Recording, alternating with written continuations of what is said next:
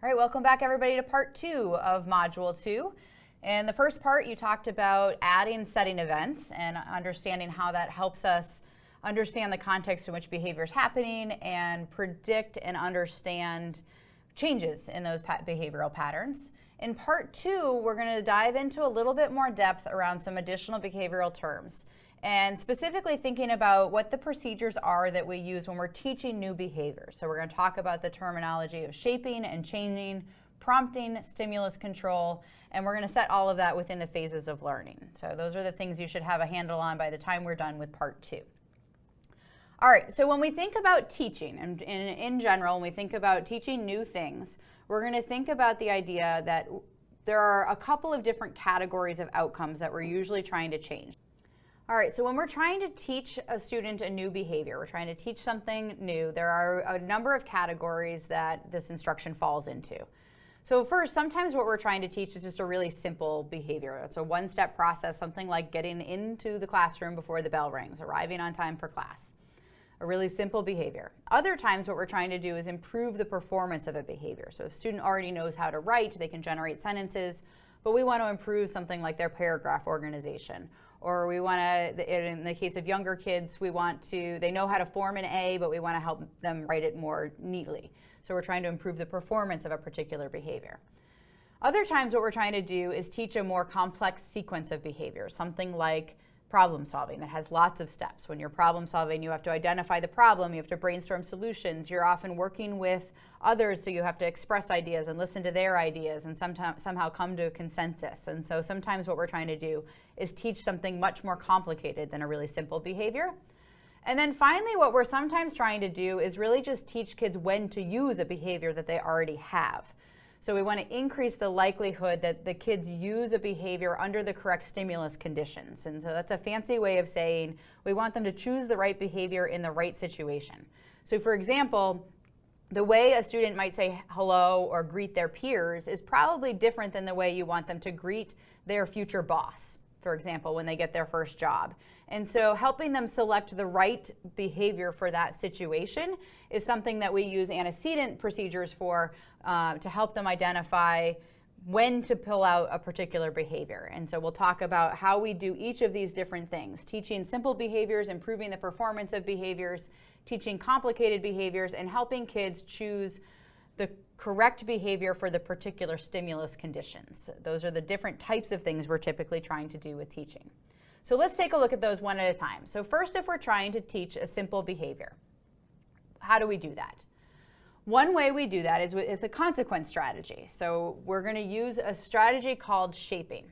The definition of shaping is we're going to reinforce successive approximations of a desired behavior. And we're going to reinforce, so this is a consequence strategy, so that's why it's coming over here and under consequences. We're going to, when the student engages in that simple behavior, we're going to reinforce when they get closer and closer to the way we want that behavior to look like. So let's break this down a little bit further.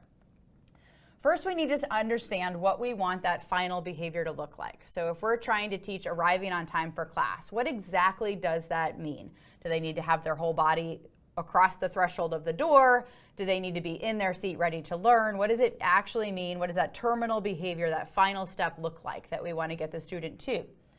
We need to have a specific goal. Do they need to do this every single day? Is once or twice a week enough? How often do we want them to be able to do this? So basically, how do we know when our teaching has been successful? When have they been able to demonstrate the behavior the way we want them to and done it at a particular criteria?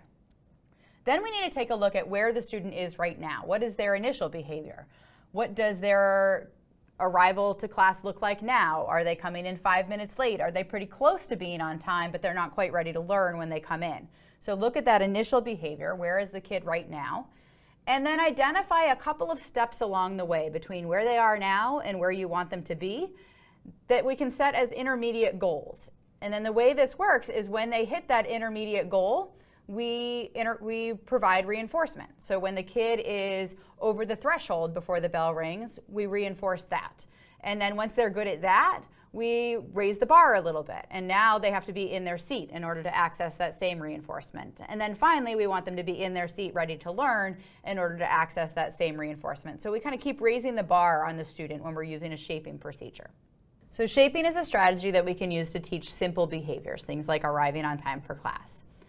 When we want to improve the performance of behaviors, so we talked about the idea of improving a student's writing, we can also use shaping. We're going to reinforce those successive approximations of that desired behavior. So in this case, we're going to think about what the specific component of the behavior is that we want to change. So if we want to improve writing, for example, and we want to improve paragraph organization, it's not that the student doesn't know how to write a sentence, but there's one element of what we want to be able to change that we're going to shape. And one way that we break this down is by looking at the dimensions of behavior. So we can shape behavior along all of these different dimensions. Topography, or what a particular behavior looks like, might be the dimension that we would choose if we're trying to improve a student's handwriting, for example.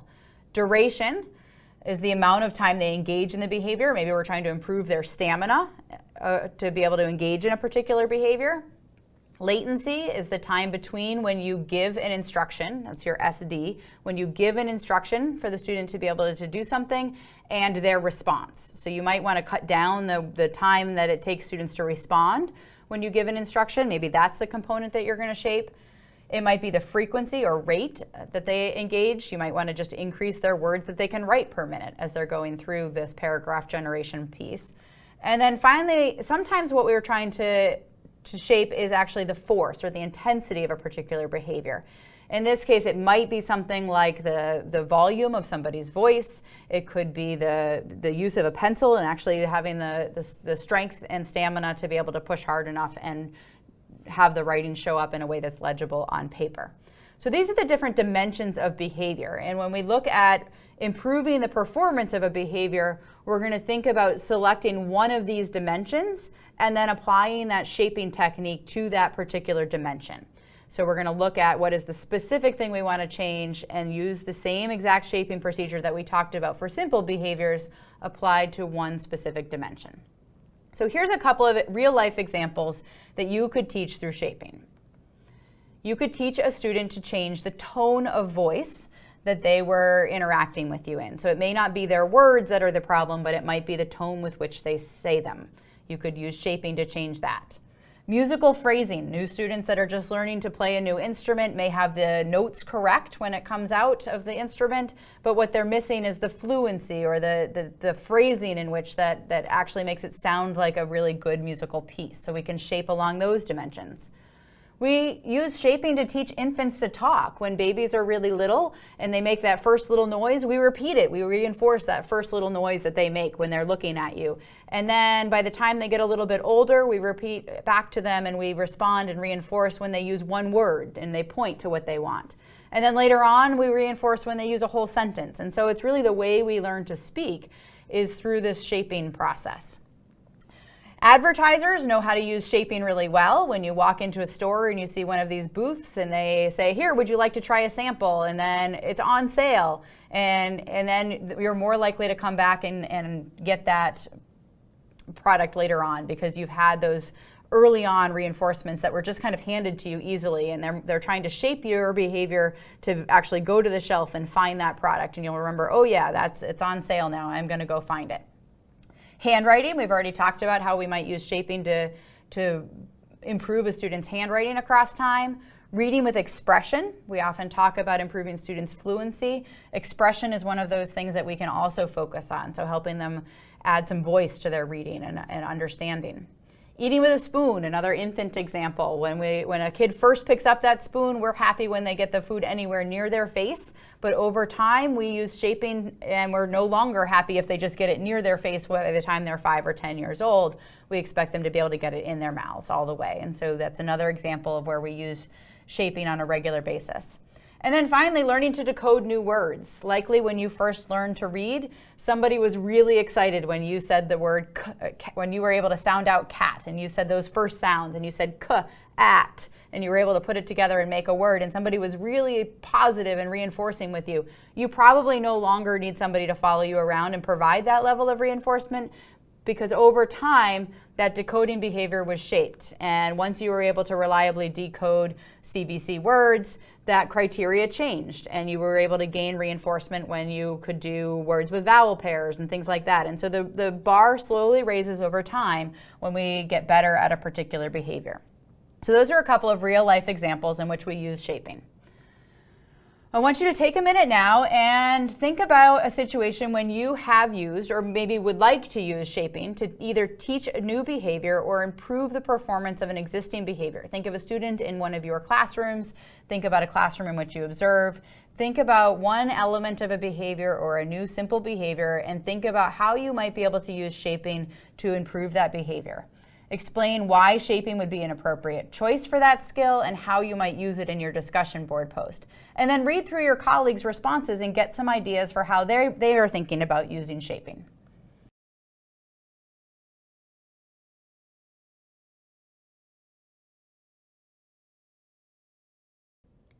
So now that you've had an opportunity to create your own examples of how you might use shaping in your classroom and read through some of your colleagues' ideas for how they're using it, let's share one of ours. So here's an example that we came up with. Let's pretend you're a classroom teacher and you would like your class to line up more quickly for lunch. You could shape this whole group expectation by focusing on the latency, so the time between when you say, okay class, it's time to line up, and the time when the whole class is in line. The way you do that is by first establishing what their current performance is. How long does it take them to get in line now? Let's say it takes 45 seconds. Next, you're going to think about what the group goal should be. Let's say you want them to be able to do this in 15 seconds. And then you're going to work systematically towards that goal. You're going to say, all right, class, today we're going to try to do this in 40 seconds. And if they can do it in 40 seconds, then they're going to get access to reinforcement. They're going to be able to go to lunch and maybe they're going to get a little extra bonus marble in their jar or something. Once they're good at doing it in 40 seconds, we're going to raise the criteria on them. We're going to ask them to do it in 35 seconds and then 30 seconds. And we're going to use shaping over time to slowly move the class towards that 15-second goal that we have set for them. So there's another example of how you can use shaping to improve the performance of a particular behavior. All right, so when we're thinking about teaching simple behaviors or improving the performance of a particular behavior, the teaching procedure that we use is shaping. However, when we want to teach something more complex, something like problem solving, shaping is not going to be sufficient. It is far too simple of a strategy. But what we're going to do is use a procedure called task analysis and chaining. So the first thing we need to do is think about, what does this complex sequence of behaviors entail? What are the different steps in the process that students have to go through in order to be able to do the task successfully? So you're going to break down the task into very specific steps. Build a chain. Think about what expert learners or experts in this area or adults or proficient children do when they are problem solving. What are the steps they go through? Break that down into a particular chain. And then we're going to systematically reinforce. So again, this is a reinforcement strategy, so we're still over on the consequence side. We're going to systematically reinforce parts of that chain. Instead of asking them to do it all at once all together, we're going to reinforce little pieces of that behavior at a time and ask them to kind of build that chain one step at a time. All right, let's take a little bit closer look at how chaining works. So the goal is for the learner to engage in a complex sequence of behaviors that we've broken down into different steps through the process of a task analysis. So the idea is that you give an instruction. The teacher says, please solve this problem with your peers. The student then engages in the first step of that problem solving process. So maybe they're generating an understanding of what the problem is. That then creates a change in the environment, this first environmental change. They now have a better understanding of the problem. That should serve as a reinforcer for that first step that the student has engaged in. That then cues them to engage in the next step. Now that you understand the problem, now we need to start to generate some solutions. That again results in an environmental change. They have a list of solutions that they can choose from. That reinforces the fact that they've engaged in step 2 and should cue them to do step 3. Once they've generated their list of different solutions, they might think about how they could select and evaluate one of those and work together with their peers to evaluate the pros and cons of different solutions that they've come up with. So that's the way it should work once the learner is really fluent with this particular behavior, that you give it an instruction, student engages in step 1, the environmental change serves as a reinforcer for step 1, cues them to do the next step. When we are building this and using chaining as a teaching procedure, we need to add in some additional reinforcement after each step. So in addition to just the environmental change, we provide an additional reinforcer. So the student engages in step 1, the environment changes, and we provide a reinforcement and potentially a cue for step 2. Then the student does step 2, we provide a reinforcer, cue them for step 3, and so on. Over time, we're going to request that they do step 1 and step 2 before they get access to our reinforcer, and we fade back so that the environmental change is the reinforcer for just that step 1.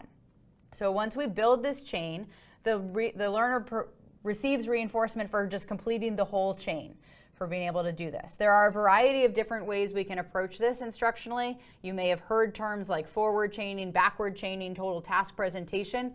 For the purposes of this module, we're not going to go into a lot of depth with those, but we want you to understand the idea that breaking down a complex sequence of skills into specific steps and then reinforcing each step along the way is an effective way to teach a more complex behavior to students.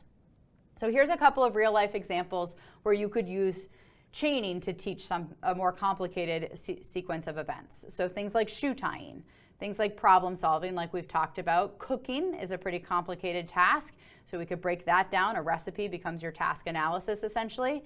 Classroom routines, there's usually multiple steps there. You could use task analysis and chaining to teach students one step at a time in your classroom routine. Two-digit multiplication is another place where we might break down this process into specific steps and reinforce the student when they are able to complete one step at a time and use chaining to teach more complicated math. Paragraph writing, like we talked about, if they can do step 1, they can write a topic sentence. Step 2, they need to generate some supporting details. Step 3, they need to write a concluding sentence. We can chain that. We can reinforce when they do one of those steps at a time and then ask them to put it all together. And finally, coding is another example where we can use chaining. We ask students to break down their task that they're trying to get the computer to do, and they are able to chain that event so that they engage in the first step and the computer is able to do step 1, and then they engage in the next step and the computer is able to do the next step. And so these are all examples where chaining is used in everyday life to teach new skills. Now it's time for a workbook quiz. We're going to think a little bit about these two different teaching procedures that we've talked about so far in this part 2 of module 2, shaping or chaining. We talked about using shaping to teach really simple skills or to improve the performance of a skill, and we talked about using chaining to teach more complex skills that have multiple parts. Which method would you use to teach each of the following things? Teaching a student to solve a math equation. Teaching a student to play a musical note appropriately, assuming they can already position their fingers appropriately. Teaching a student to write a research paper. Teaching a student to enter the classroom appropriately. So take a minute in your workbook and try to decide, would you use shaping or chaining to teach each of these new skills?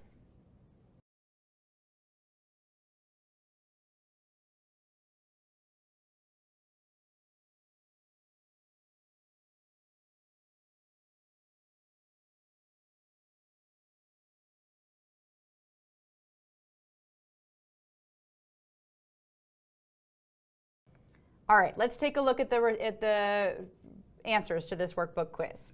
If we're trying to teach a student to solve a math problem, a more complicated set of steps that the student has to engage in to solve this equation, we probably would use chaining. If we're trying to teach the student to play a musical note more appropriately, so at the right volume, at the right duration, we might use shaping to improve the performance of that particular behavior. If we're trying to teach a student to write a research paper, we probably are going to use chaining. That's a pretty complicated process. We'll break down into different steps for the students and help reinforce along the way as they move through that. And finally, when we want to teach a student to enter the classroom appropriately, we're likely to use shaping because it's a pretty simple one-step behavior. We can just shape that one pretty easily. All right, so we've talked about using shaping to teach simple behaviors and improve the performance of behaviors. We've talked about using the combination of a task analysis and chaining to teach more complicated behaviors.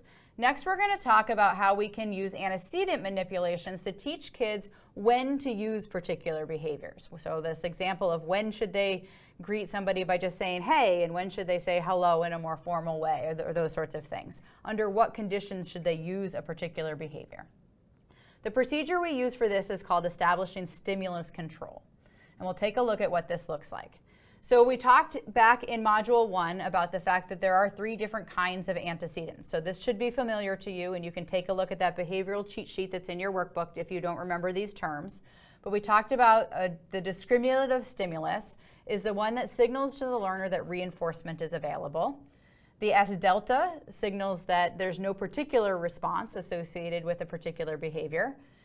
And SD minus signals that if the student engages in that same response or that same behavior, punishment is likely to follow. Stimulus control has been established when the behavior occurs more often when the SD is present. So if a student is regularly choosing the appropriate behavior when the discriminative stimulus is present, we would say that a stimulus control has been established. Let's take a closer look at what that looks like. So there's a variety of different ways that we can establish stimulus control. The first is to provide reinforcement only when that discriminative stimulus is present. So let's say the discriminative stimulus is the presence of the principal. And the response that we want the student to engage in is, "Good morning, Dr. Principal." When the student engages in this response, we provide reinforcement. The principal says, "Have a great morning," and engages positively with the student. And so there's reinforcement available when the student engages in this response in the presence of the discriminative stimulus. When this happens on a regular basis and happens over time, the student will learn that this is the appropriate response when the principal's in the hallway. If, however, the principal's not in the hallway and the hallway is empty, and the student says, "Good morning, Dr. Principal," what's likely to happen? Probably nothing. There's going to be crickets. It's quiet. There's going to be no response, nothing positive, nothing negative. So in this case, the student learns that saying, "Good morning, Dr. Principal," when there's nobody in the hallway is not the appropriate time to use that behavior. How about in this situation? The principal is present, and the student engages in a different type of greeting. So instead of saying, "Good morning, Dr. Principal," they say, "What's up?" What's likely to happen in this situation? It's possible that nothing happens. The principal could assume that the student was talking to somebody else and wasn't trying to engage in a conversation. And so they might just ignore the student altogether, and it could be that there's no particular response. And so when this happens over time, the student learns, oh, when I say "what's up" to the principal, they don't realize that I'm talking to them, and so I'm going to not engage in that behavior in the future. I'm going to use the one that's reinforced. When I want to engage with the principal, I'm going to say, "Good morning, Dr. Principal." All right, so by paying attention to when we provide reinforcement, depending on the type of antecedent that's present, we can do what's called establishing stimulus control. And in this example, we would say that stimulus control has been established when the student uses "Good morning, Dr. Principal" to greet the principal on a regular basis. They have learned that that is the antecedent stimuli that signals this is the type of greeting that I should use in this situation, and it has been reinforced on a regular basis, and other behaviors have not been reinforced in that same situation. There is another way we can approach this, though, and that is by looking at some punishment strategies. So if we think about using corrective feedback, we could do this in a slightly different way. So in this case, the principal's in the hallway, and the student says, "Good morning, Dr. Principal," and the principal says, "Good morning, have a great day." And they reinforce that "Good morning, Dr. Principal" by engaging in a positive conversation. If, however, students are involved and you walk into a class of your peers and you say, "Good morning, Dr. Principal," what's likely to happen? Yeah, your peers are going to look at you weird and say, "That's not my name, please call me Jen." And so there's going to be punishment or corrective feedback that's delivered in that situation. So there's an SD minus. The presence of the peers signals to the learner, I'm not going to use the phrase "Good morning, Dr. Principal" now. I should choose something else. So we can teach that directly by establishing this behavioral chain on a regular basis. We can also do it this way. When the principal is involved and the student engages in that "what's up" behavior, so it greets the principal the way they would their peers, this time instead of ignoring it, the principal might say "Good morning," but please call me Dr. Principal. So the principal is delivering a correction in this situation that signals to the learner, oops, I picked the wrong response in this situation. Next time I should choose the good morning, Dr. Principal response. There are a variety of different behaviors that in real life are typically under stimulus control. Just by putting this up there, many of you are reaching for your phones right now to make that little red dot go away.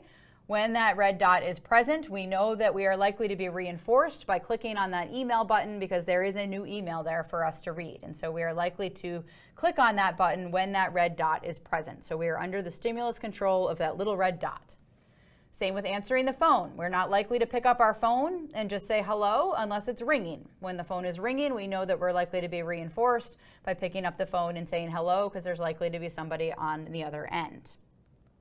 In our family, watching a movie is regularly paired with popcorn, and so these two things go together. And in our family, we know that when the movie turns on, we are likely to be reinforced with popcorn on a regular basis.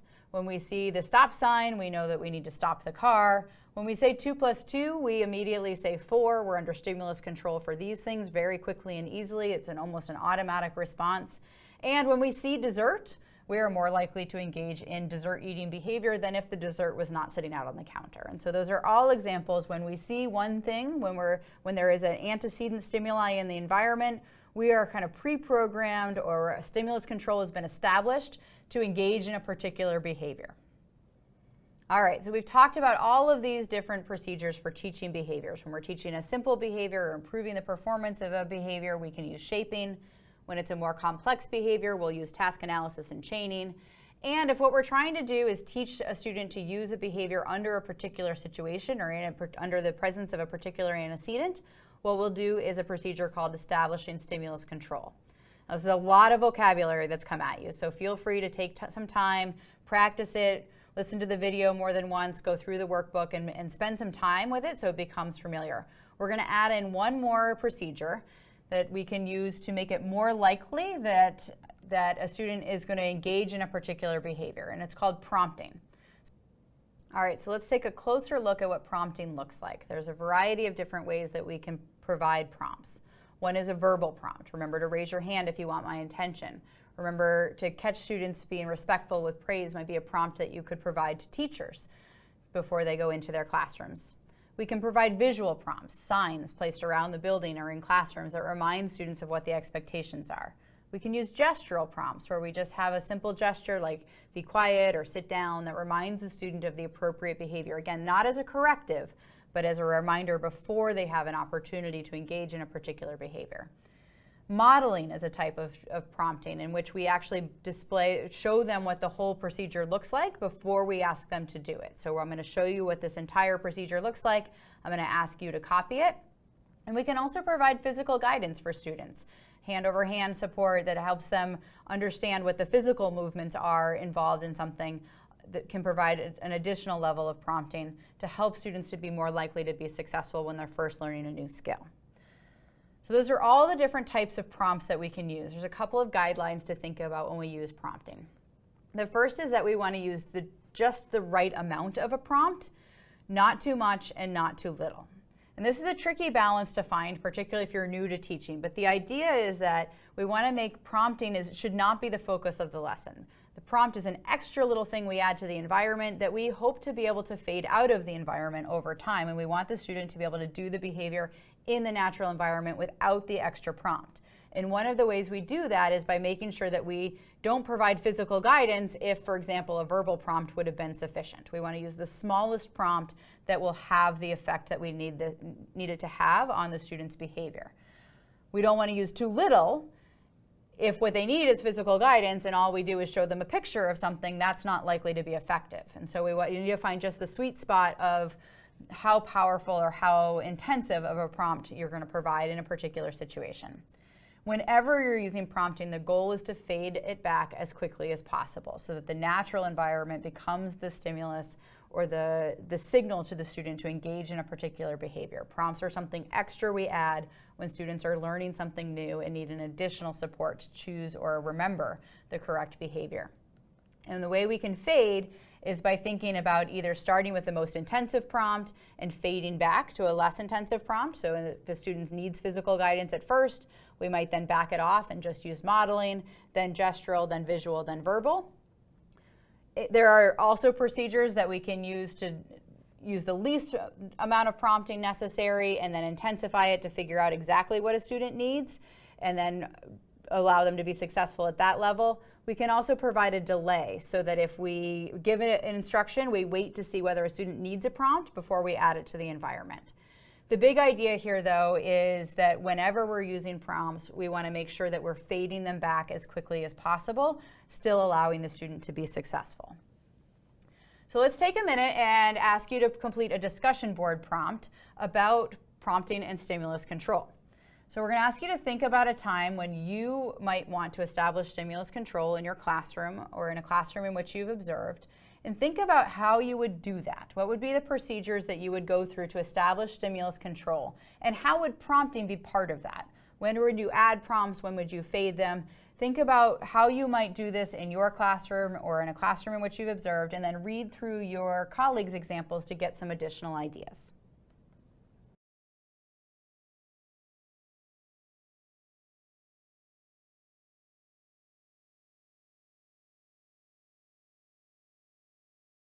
All right, so a quick recap from your discussion board activity. You've now had an opportunity to generate some examples of when you've used stimulus control or when you've seen it used, and how you might use prompting in your classroom. Just remember when you're thinking about these procedures that the goal is to help a student recognize when they should use a particular behavior. And by when, we mean under what antecedent conditions. When there's a particular signal available in the environment, what behaviors should the student choose? And we do that by systematically reinforcing and potentially providing corrective feedback to a student based on the antecedents that are in the environment and the behaviors they choose. So we want them to match the appropriate behavior with the appropriate antecedent, and then we provide reinforcement or correction based on that piece.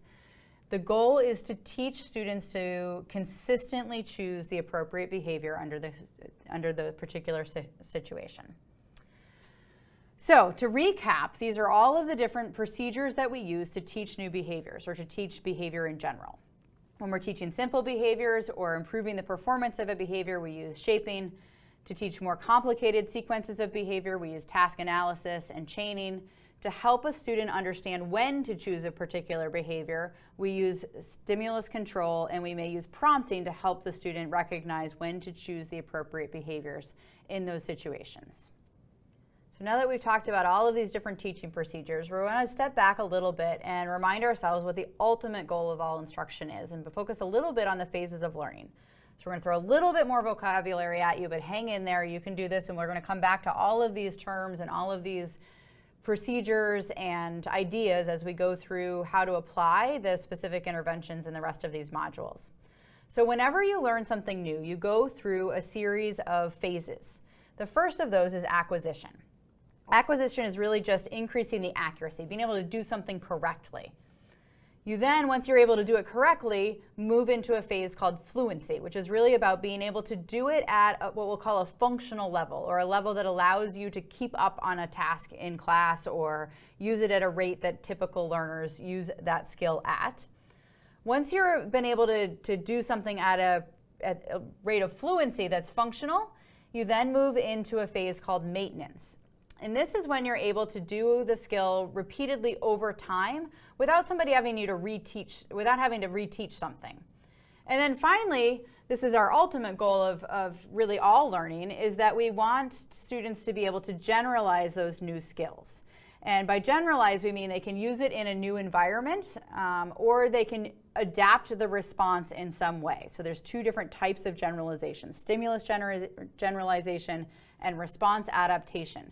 It just means that a student can take that skill that they learned in one situation and apply it in another, or they can take a skill that they learned to do in this exact way and modify it a little bit to fit a new situation. And that's really the goal of all of our instruction. So let's take a look at an example. Student is able to accurately solve a math problem would be acquisition. Once they're able to solve that math problem at a rate that allows them to complete their homework in a reasonable amount of time, we would say they're at fluency. Once they're good enough at that skill that they don't need new instruction on that topic in order to be able to solve that math problem maybe a month down the road or 2 months down the road, we would say that they're at maintenance for that.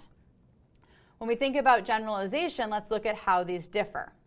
So stimulus generalization, like we said, is when the student is able to take that skill that they've learned in a particular situation and apply it to a new context. And response adaptation is thinking about changing the strategy that they've learned a little bit to fit a new problem context. So in the math example, a student has reached stimulus generalization when they're able to solve, let's say, a physics equation using the same techniques that they learned in math. So they're taking that math technique and they're applying it in physics. They've reached response adaptation when they're able to take a brand new complex problem that they've never seen before and say, wait, I learned a math equation that might help me solve one part of this. And then I'm going to adjust it a little bit and I'm going to solve a novel problem based on what I learned in math, but not copying the strategy exactly.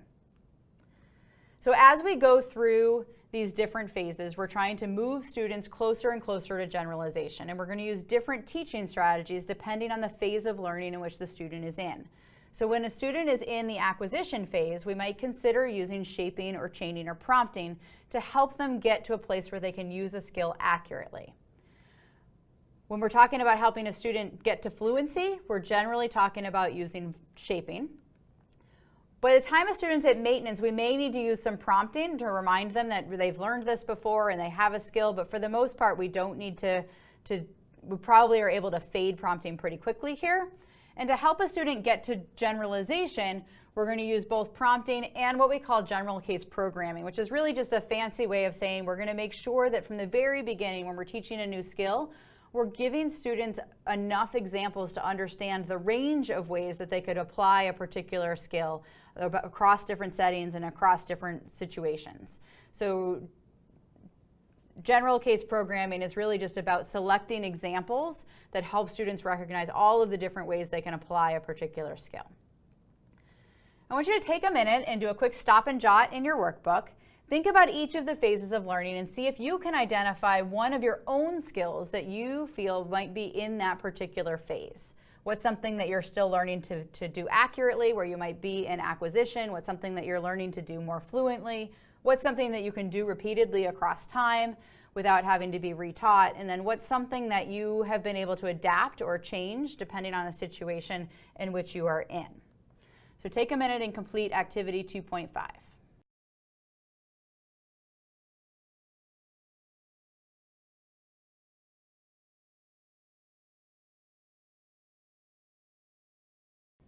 All right, now that you've had an opportunity to think through a skill that you might have that fits in each of these different phases of learning, we want to give you one more example as a way to be able to check your learning.